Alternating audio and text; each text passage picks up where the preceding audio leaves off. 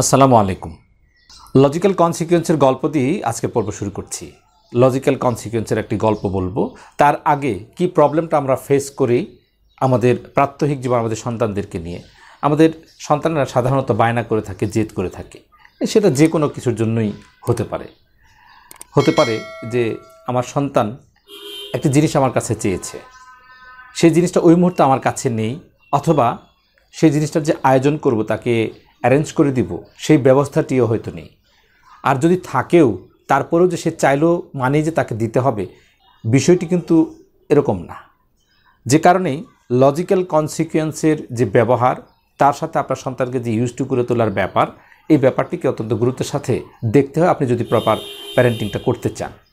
আপনি সাধারণত যখন দেখেন যে আপনার সন্তান কোনো কিছুতেই তার বায়নাটা ফুলফিল না হওয়া পর্যন্ত আপনাকে বিরক্ত করতেই থাকে এবং যার পর নাই জেদ করে বসে থাকে, আপনি অনেকবার অনেকভাবেই চেষ্টা করেছেন, কিন্তু সে মানতে চায় না।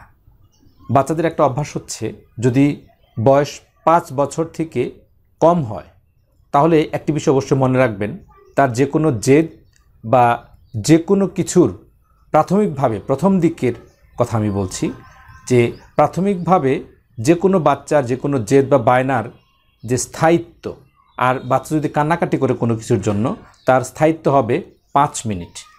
এই 5 মিনিটের পর বাচ্চা আর ওই একটি জিনিসের জন্য, অর্থাৎ যে জিনিসটা আপনার কাছে চেয়েছে কিন্তু পায়নি, এই জিনিসের জন্য আর সে কান্নাকাটি করবে না। এটা হচ্ছে সাইকোলজিক্যালি প্রুভড। বর্তমান যে গবেষণাগুলি আছে প্যারেন্টিং নিয়ে, সাইকোলজি, মেন্টাল হেলথ, এই বিষয়গুলো তাই বলছে।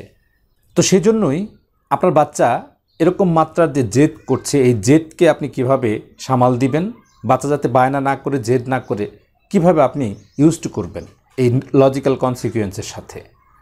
এজন্য আপনি ধরুন কোথাও বেড়াতে যাচ্ছেন, কোনো একটা রিসোর্টে যাচ্ছেন ছুটির দিনে, এর আগে থেকে, অর্থাৎ 2 দিন আগে থেকে আপনার সন্তানকে আপনি জানিয়েছেন, আমরা কিন্তু 2 দিন পর অমুক রিসোর্টে বেড়াতে যাচ্ছি, এবং সেটি হচ্ছে তোমার জন্য, তোমার একটা আবদারকে ফুলফিল করবার জন্য আমরা বেড়াতে যাচ্ছি। তো যখন আপনার বাচ্চাকে আপনি বললেন, তখন 2-3টি কন্ডিশন তাকে দিয়ে দিবেন, এবং তাকে, আপনার বাচ্চাকে বলে দিবেন যে তার প্রথম শর্তটি হচ্ছে, তুমি কিন্তু সেখানে গিয়ে কোনো কিছু আমাদের কাছে বাড়তি চাইতে পারবে না। অর্থাৎ আমরা তোমাকে যা দিচ্ছি সেটাই তোমাকে মেনে নিতে হবে। তুমি যদি এই শর্তে রাজি হয়ে যাও, তাহলে আমরা সেই রিসোর্টে যেতে পারি। বাচ্চা কিন্তু রিসোর্টে যাওয়া বা বাইরে বেড়াতে যাওয়ার যে আগ্রহটা, এটা কিন্তু অনেক বেশি মাত্রার থাকে, যে কারণে আপনার প্রথম শর্ত হয়তো বাচ্চাটা মেনে নেবে। তারপর দ্বিতীয় শর্তটি দিবেন, যদি তুমি আমাদের কাছে কোনো কিছু চাও এবং আমাদের সাথে যদি কোনো কিছুর জন্য বায়না করো, জেদ করো, তাহলে কিন্তু আমরা আর সেখানে অবস্থান করব না, খুব দ্রুত কিন্তু সেই স্থান ত্যাগ করে চলে আসব। এরপর তাকে হয়তো আর একটা কন্ডিশন দিলেন, আমরা যদি সেখান থেকে চলে আসি, তাহলে আর কিন্তু তোমার কান্নাকাটিতে আর কিন্তু ব্যাক করব না। হয়তো 3টে শর্তই আপনি আপনার বাচ্চাকে দিলেন। এবার আসুন লজিক্যাল কনসিকুয়েন্সের ব্যবহারটা আমরা দেখি। আপনি ঘুরছেন, আপনারা সকলে মিলেই ঘুরছেন, দেখা গেল যে বাচ্চা একটা জিনিসের জন্য আবদার করে বসলো, বায়না করে বসলো, এবং এমন বায়না করলো যে তাকে দিতেই হচ্ছে। পরিবেশে ঘোলাটে করে ফেলছে, পরিবেশটাকে খুবই আপনার জন্য একটা বিব্রতকর পরিস্থিতি তৈরি হচ্ছে। এরকম একটা সিচুয়েশনের দিকে যখন যাচ্ছে, তখন আপনি যে কন্ডিশনটি দিয়েছিলেন, সেই কন্ডিশনের কথা আপনার বাচ্চাকে স্মরণ করিয়ে দিন।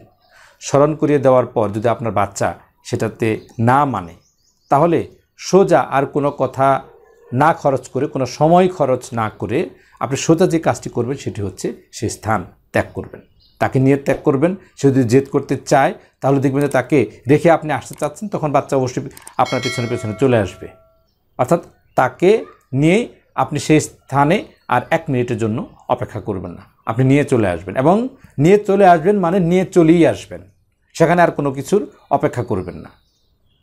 এই যে বাচ্চা প্রথম দিন দেখলো যে আপনি আসলে চলে আসেন, তাকে আর রেখে আসেন না, এবং আপনি আপনার কথা রেখেছেন। আমাদের বাবা মায়ের ক্ষেত্রে, অভিভাবকদের ক্ষেত্রে সবচেয়ে বেশি যে প্রবলেমটি হয়, সেটি হচ্ছে যে আমরা অনেক ধরনের কথাবার্তা বলি, কিন্তু সেটার বাস্তবায়ন করি না। তাকে অনেক হয়তো একটা অপরাধ করেছে ছোটোখাটো, বড্ড একটা শাস্তি ঘোষণা করে ফেলি, এবং সেই শাস্তিটা আদৌ কখনো তাকে দেই না। কিন্তু তাহলে আমি বললাম কেন? এবং আমার বাচ্চা, এই যে আমি বললাম, শাস্তি ঘোষণা করে দিলাম, এর মাধ্যমে আমার বাচ্চা জানতে পারলো যে বাবা মা এরকম বলেই থাকে এবং তারা কখনো শাস্তি দেবে না। কিন্তু এই যে লজিক্যাল কনসিকুয়েন্সটাতে আপনি ইউজ টু করবার জন্য আপনি যে রিসোর্ট থেকে চলে আসলেন এবং সেখানে গেলেন না, বাচ্চা এখান থেকে একটা লেসন পাবে এবং সে জানতে পারবে, বুঝতে পারবে যে যদি আমি বাবা মা যে কন্ডিশনটি দিয়েছিল সেই কন্ডিশনের বাইরে গিয়ে যদি কোনো আবদার করি, বায়না করি, তাহলে বাবা মা নিঃসন্দেহে চলে আসবে।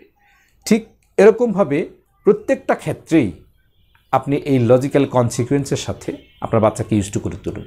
প্রথম হয়তো কষ্ট হবে, প্রথম সে মানতে চাইবে না, কিন্তু আপনিও হয়তো নিজের কাছে অড লাগবে, আপনি আপনার লাইফস্টাইলের সাথে হয়তো এই বিষয়টিকে অনেক ক্ষেত্রে বেমানানো মনে করতে পারেন, কিন্তু এটা যদি প্র্যাকটিস করেন তাহলে দেখবেন যে এই লজিক্যাল কনসিকুয়েন্সের সাথে আপনার বাচ্চা যদি ইউজ টু হয়ে যায়, তাহলে দেখবেন যে আপনি আপনার বাচ্চার যে জেদ এবং বায়না ধরার যে প্রবণতা সেটি কমে গেছে।